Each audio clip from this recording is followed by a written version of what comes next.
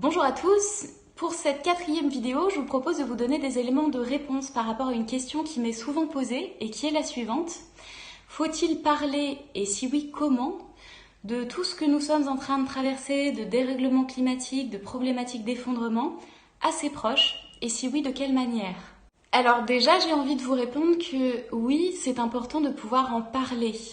C'est important de pouvoir donner des éléments d'information pour que toute personne puisse être en capacité de comprendre et de s'éveiller par rapport à tout ce qui est en train de se passer. Donc en parler oui, mais pas de n'importe quelle manière. Rien que dans le terme d'effondrement, il y a quelque chose de très anxiogène, de très angoissant et qui peut générer chez la personne en face de vous du rejet ou une incapacité à vouloir prendre en considération ce que vous êtes en train de partager parce que ça fait trop peur. Cette réaction éventuelle de rejet, elle est tout à fait normale. C'est très important que vous puissiez prendre conscience de ça et surtout que vous puissiez accueillir la personne à laquelle vous êtes en train de partager ces informations qui sont très anxiogènes. Vous puissiez l'accueillir dans le temps qui est le sien.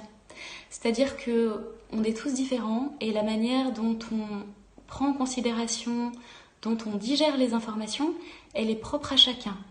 C'est donc très important de pouvoir tempérer ses propos, de mettre de la douceur, de la bienveillance, même si on reste très lucide dans ses propos, pour que la personne en face puisse les prendre, puisse être en capacité d'accueillir ce que vous partagez. C'est très important aussi de ne pas chercher à convaincre l'autre absolument de la véracité de vos propos. Même si vous en êtes convaincu, laissez le temps à l'autre de pouvoir appréhender tout ce que vous êtes en train de partager. Dernier point par rapport à cette question de faut-il parler ou non à ses proches, ce qui m'a souvent été renvoyé, c'est le fait que ça permettait de protéger ses proches, de ne pas en parler.